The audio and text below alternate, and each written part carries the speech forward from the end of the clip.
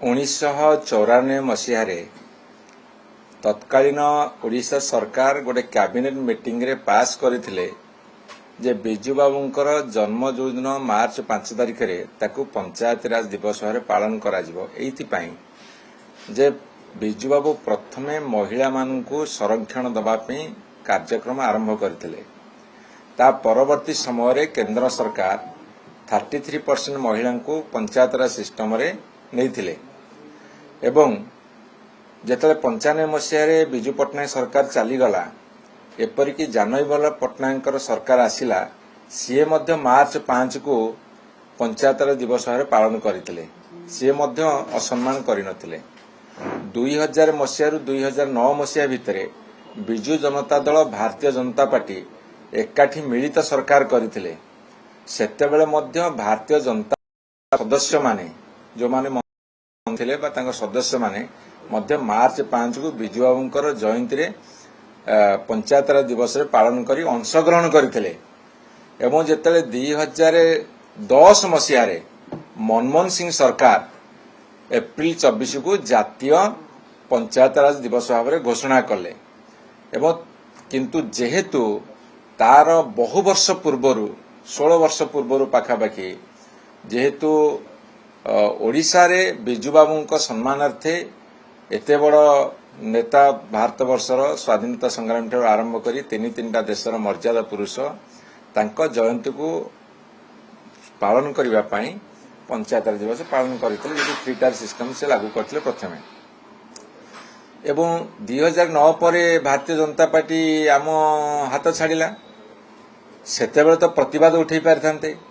2014 रे जेतले प्रधानमंत्री नरेंद्र मोदी सरकार को आसिले मनमोहन सिंह सरकार जो दिवस को पालन करथिले ताकू तो ग्रहण कले 2014 रु 2024 भितरे एठी ओडिशा रे भारतीय जनता पार्टी मुख्य विरोधी दल हिसाब रे थिला अंतत दिनक पे तो स्वर उठी नथिला जे मार्च 5 को बंद करी तमे एप्रिल 24 तारिख को पालन कर एवं तांकर मध्य 2017 मसीह रे 300 जिला परिषद मेंबर जी थिले बहु ब्लॉक दखल करथिले कोई तो प्रतिवाद करनथिले जे मार्च 5 को पालन करनी आपण एप्रिल 24 को पालन करंतु कि केंद्र सरकार को दिन तो चिट्ठी लिखिकी बा तागिद करनथिले ओडिशा सरकार को जे तमे मार्च 5 को बंद करी एप्रिल 24 कर आज जेते बेले एमाने सरकार को आसिले 2024 मसीह रे अकस्मात बाई चांस बाय डिफॉल्ट जेते सरकार को चली आसिले तांकर जातीयता प्रीति सेते बेले पूरा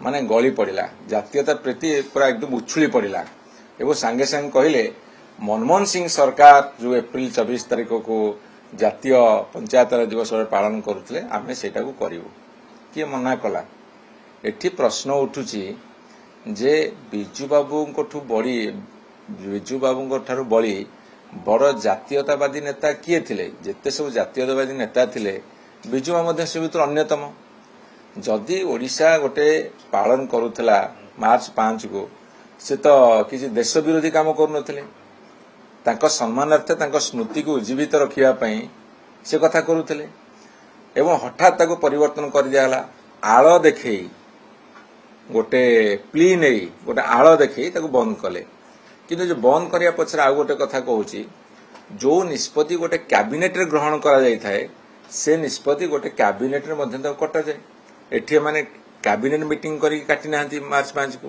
एमाने जस्ट गोटे एग्जीक्यूटिव ऑर्डर दे काटी देछनी तेन मो तांको पचारुची जे पंचायत राज दिवस को पालन करुथिले महासमारोह रे ओडिशावासी बिजू बाबूंको जयंती उपलक्षे एटा कोन जातीयता विरोधी कथा थिला जातीयतावादी संज्ञा कौन एमान गपे जो माने देश को बलिदान तांको निज को बलिदान देथिले देश पई स्वाधीनता पई देशर उन्नति पई जो मानकर विजन जोगुरु मिशन जोगुरु आज भारत वर्ष समृद्धिशाली हेछि आज से भारत वर्ष दायित्व तुम नहीं आज से महापुरुष ना गुड़ा में काटिदबा है ठीक अच्छे आ गोटे कथा जन देवाक चाहे आपण एप्रिल 24 पालन कले आज बिजू जनता दलर जेते वार्ड मेंबर सरपंच समिति सभा जिला परिषद मेंबर ये सबु जगह 90% अच्छे आमे सकारात्मक राजनीति करू चाहिए भी अर्जन कर किंतु सकारात्मक राजनीति करू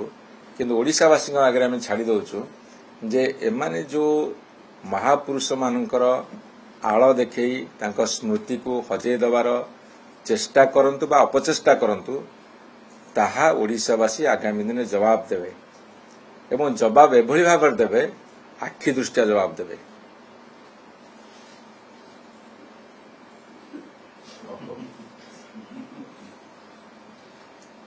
ନବୀନ କହିଲେ ବିଚାର କରିବେ, ଏମପି ମାନଙ୍କର କିଛି ଦୁର୍ବଳତା ବାଧ୍ୟବାଧକତା ରହୁଛି ବିଜେପି ବିଚାର କଲେ 20-25 ଦିନ ହେଲାଣି ବିଚାର ହେଇଯିବ। ଶୁଣନ୍ତୁ, ଗୋଟେ ଘଟଣା ଘଟିଛି, ବହୁତ ଆଲୋଚନା ହେଇଛି। ଆମ ଦଳର ନେତା କହିଛନ୍ତି, ସମସ୍ତ କଥାକୁ ଆଲୋଚନା ଭିତରକୁ ନେଉଛନ୍ତି। ତେଣୁ ସିଏ କହିସାରିଲା ପରେ ଆଉ ଆମର କହିବା ଉଚିତ ନୁହେଁ। ମୁନ୍ନା ଖାଁ ବି କହିଲେ ଯୋଉମାନେ ଡବଲ ଷ୍ଟାର ବିଜେପି ଯିବାକୁ ଚାହୁଁଛନ୍ତି ଯାଆନ୍ତୁ, ଏମପି ମାନଙ୍କର କିଛି ଦୁର୍ବଳତା ରହୁଛି ବିଜେପି। ଆମେ ସିଆଡୁ କାହିଁକି ଯିବା? ବିଜେପି ବି କହୁଛି ଅନେକ ରାଜ୍ୟସଭା ସାଂସଦ ଲିଙ୍କରେ ଅଛନ୍ତି। ବିଜେପି କହୁଛନ୍ତି କାହିଁକି? ପ୍ରକାଶ କରିଦେଉନାହାନ୍ତି। ଯଦି ତାଙ୍କ ସାଥିରେ କିଏ ସମ୍ପର୍କରେ ଅଛନ୍ତି, ଭାରତୀୟ ଜନତା ପାର୍ଟି ପ୍ରକାଶ କରିଦିଅନ୍ତୁ। ସେ ତ 2 ଜଣଙ୍କୁ ନେଇଗଲେ, ଜଣା ପଡ଼ିଗଲା। ଅଛନ୍ତି ଆଜ୍ଞା,